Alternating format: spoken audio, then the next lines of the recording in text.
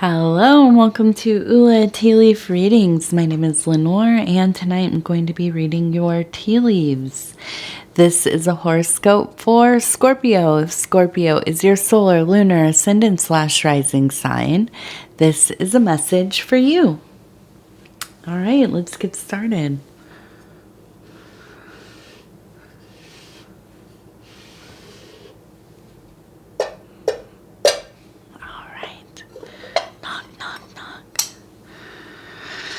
Oh goodness, this is a a busy bowl here.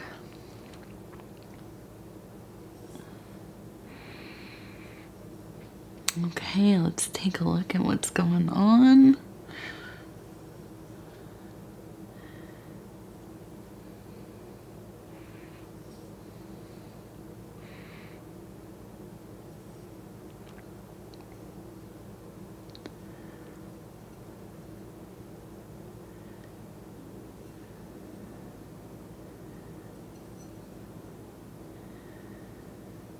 Okay.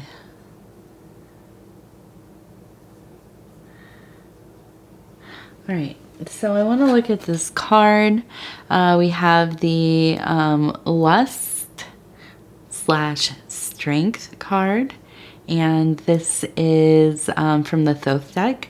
We have the beautiful, wild, untamed goddess riding the beast with many heads. I think this is interesting because right here we seem to have a beast, not exactly the same, but with multiple heads. So we're gonna see what's going on. So this is the Lust card. This is, you know, very much about that desire.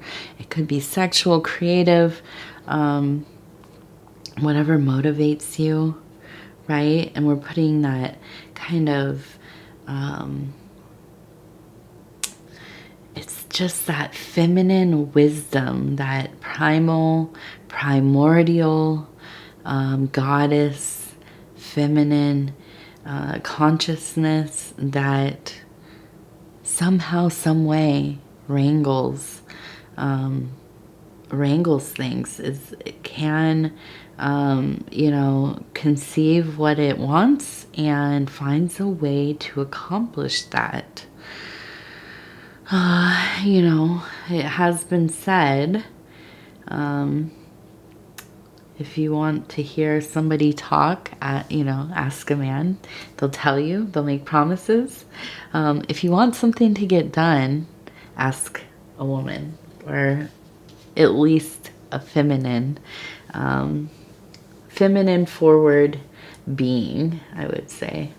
So anyways, and that's just, I mean, I'm joking, of course. That is quite a generalization, but in this, we'll see what's going on with this energy. It's very full, sensual, engorged. Am I allowed to say that on YouTube? I don't know, but it's a real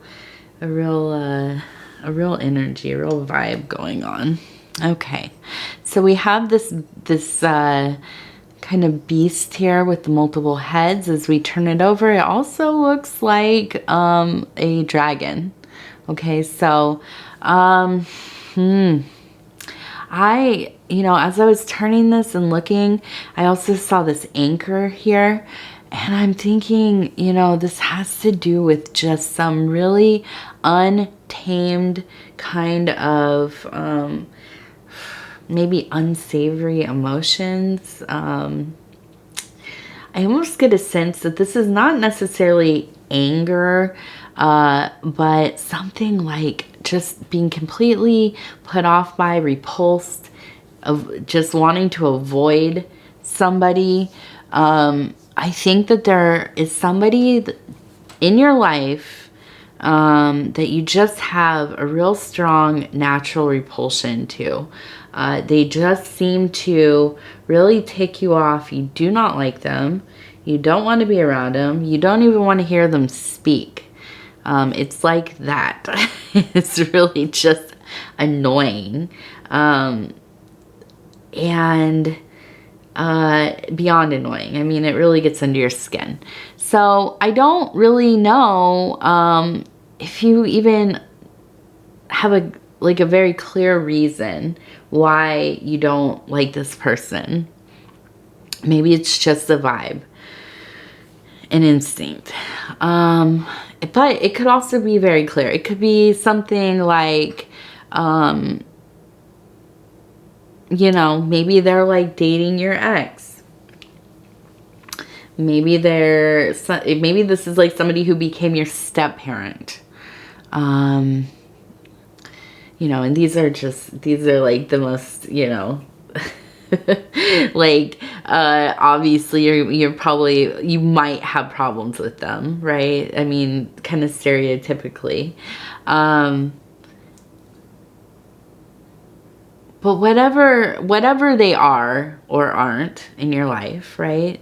I think this really goes beyond just not liking them because they're like with, you know, your ex-husband or ex-wife, or, you know, they were like a really sad example of somebody who came in to parent you, or maybe you were already older, you know, a teenager or an adult when they married your parent, and they just thought they, you know, could come in there and treat you like you were their kid, or, you know, they're just unpleasant. I don't know, but I think even beyond that, I don't think this has to do with the obvious reasons. Okay.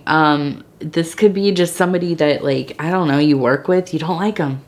Somebody that's in your, like, kind of friends group, somebody's like, partner, whatever it is, you just are like, ugh, no. But I don't think that it's not the obvious reasons. I think that, and this is where, you know, this can be very like, no, I'm done. This is not, I don't want to hear that. But I really think that this could be a situation where, something about them bothers you because it's something within yourself that you kind of identify with. And I don't think it's like something at the surface. I don't think it's something that's super obvious, but there's something about them that feels familiar to you. And it really gets you deep down somewhere in there. And I think that it's because, like I said, you relate to some degree, okay? They could still be a crap person on other levels, right? And you don't relate in those ways, okay? But there's something about them. And honestly, though, I even think that if the circumstances were a little bit different, you could be friends. I mean, you might be like really wonderful friends. But I think that whatever it is that really gets you feeling this type of way, some type of way, this is an anchor point for you, okay, in your growth. Not just with them. I mean, they're just kind of, they're like that, they're that discomfort that arises in your life. It manifests in your life to let you know that there's some kind of work that needs to be done. There's something going on that you have not looked at deeply, that needs to be processed. Okay? And it might be something you just aren't ready to kind of admit to yourself. It might be something that maybe you already know this about yourself, but it's something you're just not in a place where you want to be working on this thing, okay? But I think that, you know, this is like one of those situations where it's like, this person doesn't necessarily matter that much. I don't think this is like this is not somebody super direct to your life. They're not involved in your life actively often. But this is kind of a note from the universe saying, okay, this is something that we're going to have to start talking about, right? This is something that we're going to have to start looking at together. Okay, now let's see what else do we have going on here.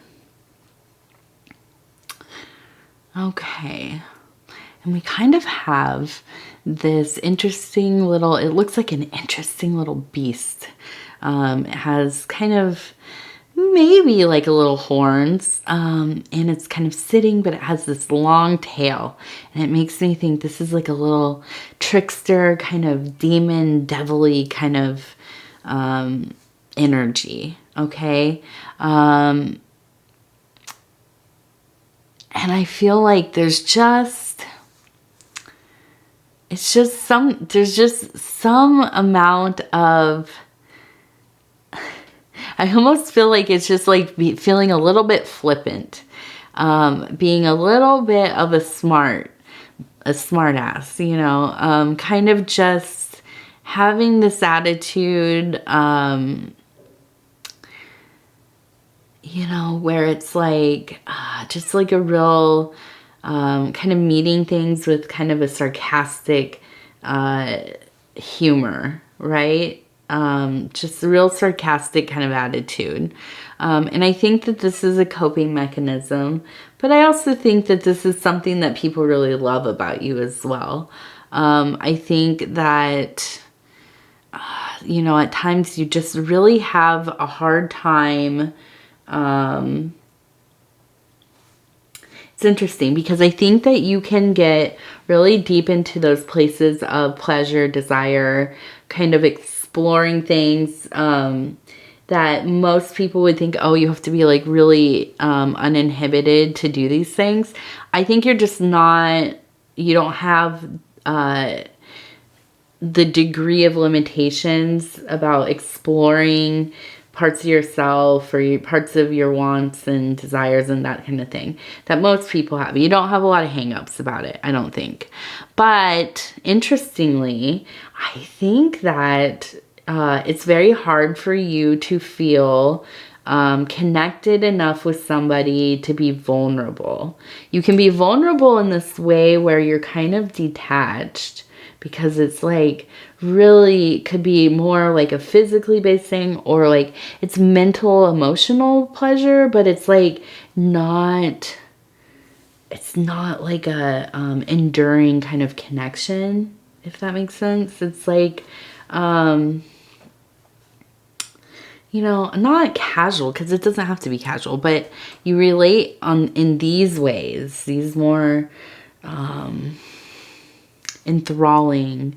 It could be it could be the Eros, but but there's not always that ability to get to a place where you're like just kind of really raw and stripped down about your emotions, your experience in life, your hurts, your pains, you know, the way that you experience things. You're very like guarded in this way.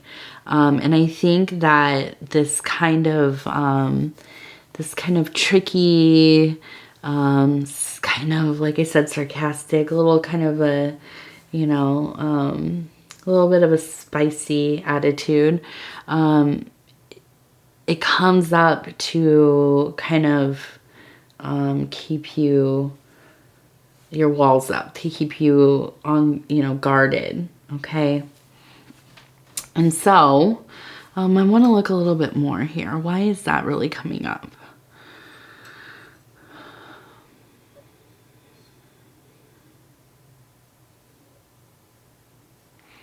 Okay, so I'm seeing this little cat, and then I see this kind of, it looks like a horse, maybe like a stallion. I get this feeling of like kind of watching from afar, almost like a longing.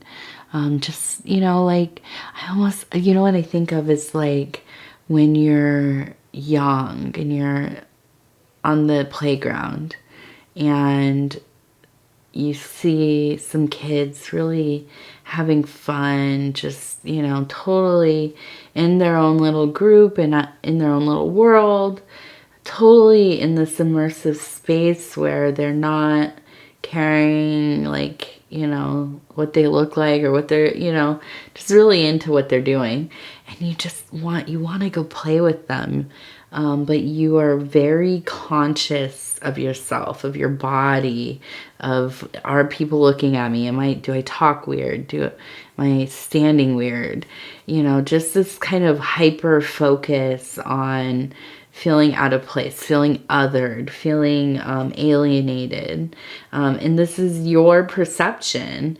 You probably could go play with them. You probably could have that that kind of freedom to, I just see this, you know, leaping, just letting go and, you know, jumping for joy and getting lost in it. But there's really this kind of, like leaning into it, but still, maybe they don't want to talk to me. Maybe they won't let me play with them.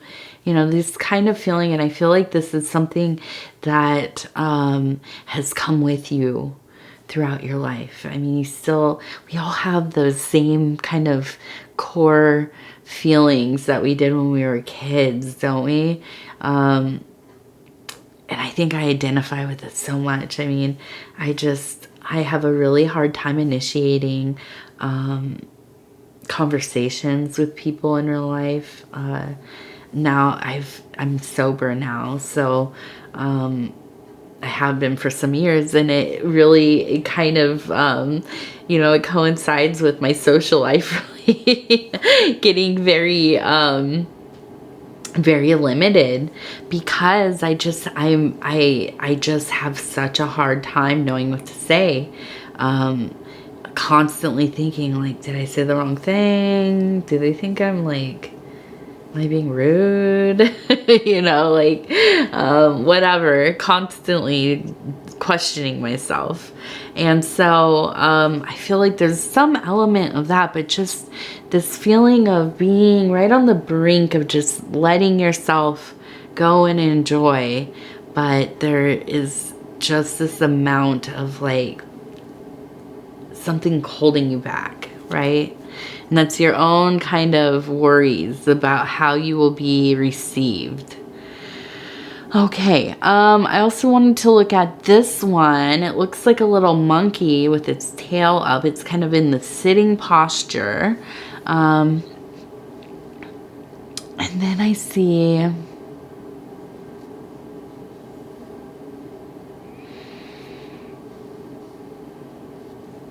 Okay, and then I see a person here, and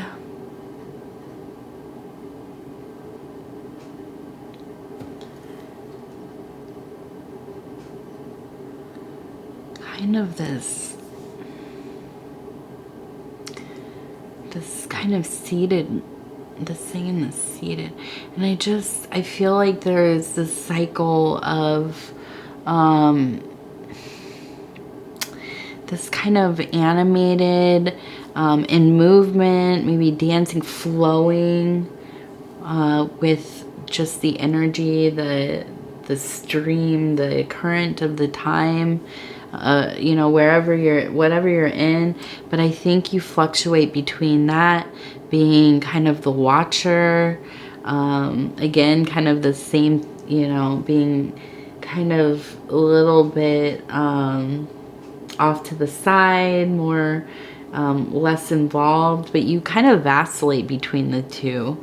And then somewhere in between, I think you're really good at contemplation, really so good at being by yourself.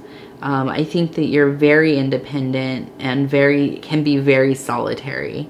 But for how long, I don't know. I mean, I think there's this constant kind of cycling through these different aspects of self, these different configurations.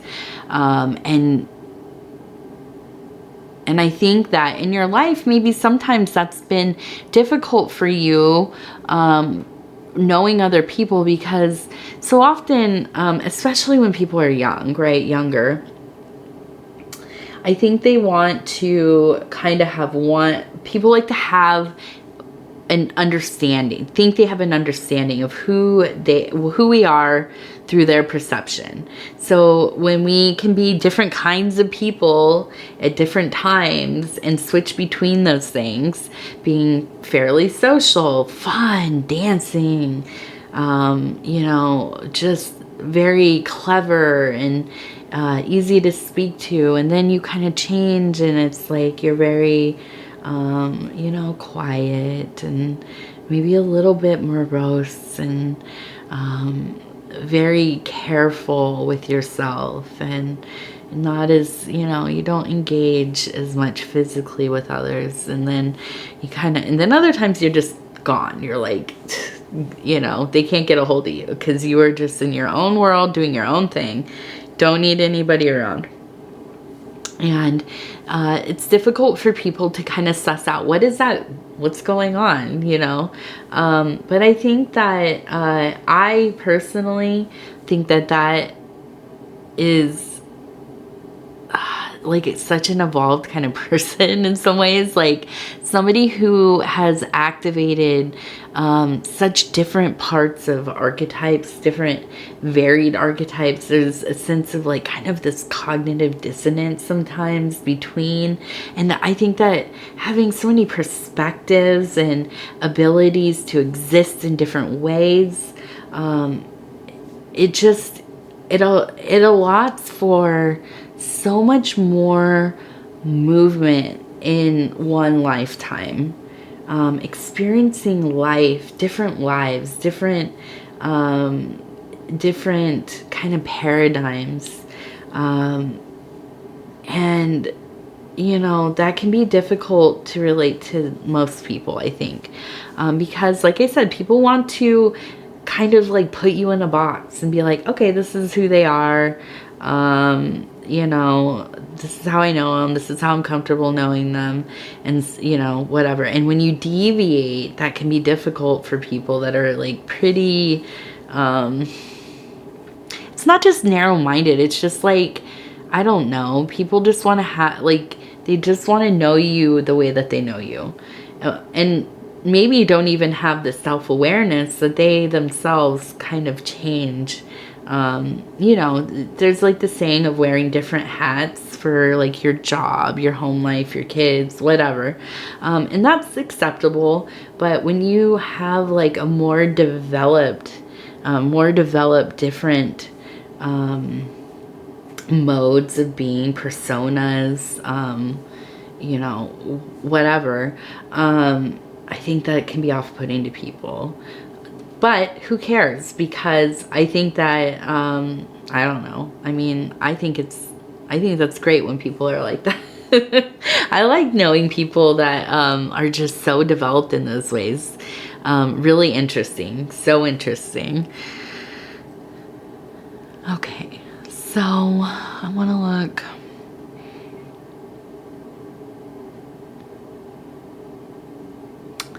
Okay, so I want to bring these up. We have a J. Okay, one J. So somebody with a J name, important.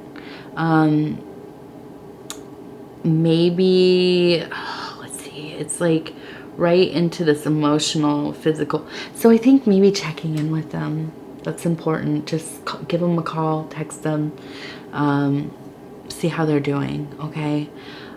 This one, 7. I've had a lot of 7s and J's in my cups the last couple days, so something's going on, but the 7, okay, so that's an important number for you. Could be synchronistic, could be like literally a 7 coming up in your life somewhere, but look out for that. Okay, so I want to look at this last grouping of formations here before we kind of move on to the saucer and then we're done. But let's see. I'm seeing this kind of goat, okay? A little bit of Capricorn energy going on there. And it's just kind of a bunching here. And I'm trying to look. I want to look at this at different sides. But, and this one looks like a person. Now on this side, it looks like a person with a bird on their head. Okay, so I was thinking that this, I'm getting the impression of something to do with like a creative process, some kind of art project or something. I think that with the person and then the bird perched on their head, definitely higher thinking, creativity, a very precise, a lot of precision in your conceptualization right now. You have some really sharp ideas. I just feel like you maybe are having trouble getting it moving.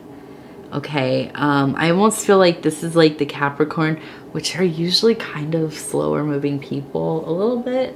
I mean, not physically, but like take some time in their process to get going on stuff. But they're really like pulling on this. It feels like this little goat is like, has it and is pulling forward. So I feel like you're really trying to get yourself going on this creative project, having like stalling a little bit, not sure. So I just want to give a little bit of an idea. Possibly, I think, and this is just like a little, this just came to mind, like a little bit of a homework kind of thing. I feel like you should go out. I want you to go out, okay, and take some pictures this week with your phone or whatever. If you have a nice camera, do that. But with your phone is fine. They don't have to be perfect. They don't have to have any kind of theme. They don't have to be framed well. It doesn't have to be perfect composition, whatever. It does. This is all your thing. Okay, go out and take some pictures this week though. Do it intentionally.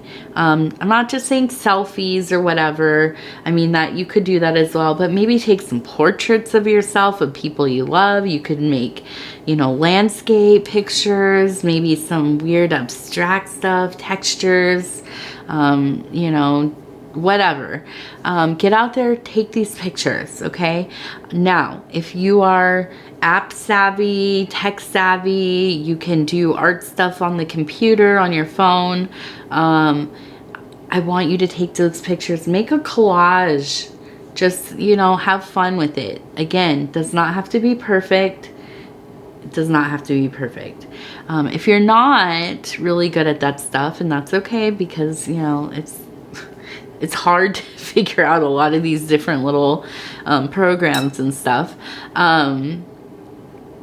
Pick out a picture from the pictures you took this week and go get it printed.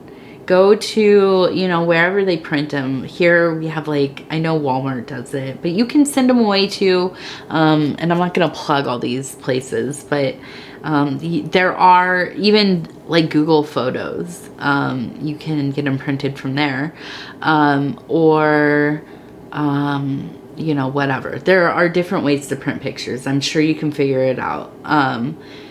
But the easiest way is like going to Walmart. If you need help, they have people that can help you. Because like, I had not printed pictures in so long, and then I started having to do all these pictures because of my daughter and our family and trying to figure things out for, you know, Christmas cards and things like that. And so anyways, they can help you there. They'll help you figure it out. I needed help. So print it out, put it on the wall, even frame it. You don't have to frame it, but frame it if you want. And I want you to look at that picture and just remind yourself that you're a creative person, that you can create. It does not have to be perfect. It does not have to take a million years to get everything together and to get, you know, to get this ball rolling. You just have to start doing it. You just have to start creating. You have to start creating something, and that will get like the juices flowing, and then, you know, you should be on your way to getting out of that, you know, that first initial whatever trouble getting started. Okay, let's see. Okay.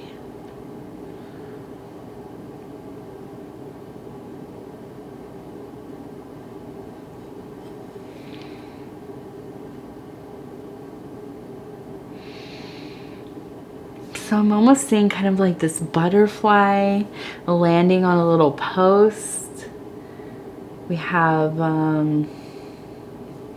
this little bird that looks like it's floating in emotions. Okay. So I think that we're going to have, we're going through a transformative time. And I think this makes sense with this stuff coming up about this person that you cannot stand. They're even kind of maybe triggering in some way. It reminds you of something. It brings up feelings somewhere inside of you. Okay. And they're not easy necessarily, but I think you should be kind to yourself as you're exploring this stuff. It can feel kind of emotional. Okay. To be honest with yourself about these things, to identify with the most annoying person you've ever met.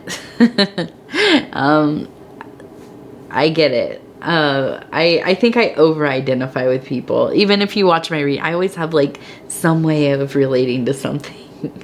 So, you know, I feel like I'm always looking at people, even people I'm like, ugh, get under my skin. But I'm always like, okay, well, maybe we had the same kind of, you know, childhood. Maybe, you know, we weren't, I don't know, picked. We felt, you know, alienated, abandoned. Maybe they have trauma, you know, whatever. I'm this kind of person where I'm like trying to find the thing. What is the thing that is really, you know, the underlying thread that bothers me about them? Because it always comes back to something that is very painful for me, you know. So, but I think that, you know, just be kind to yourself. You have that butterfly energy, that transformative, transcendent energy. Put it into your art, put it into your, whatever your project is, your creative project, whatever you're working on.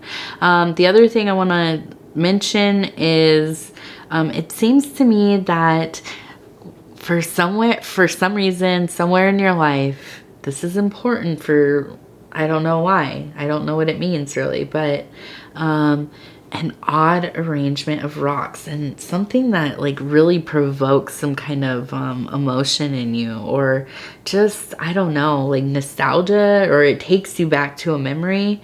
There's something in your life where there was maybe like a formation of a symbol, like mosaic, almost like, I wonder if it's like mosaic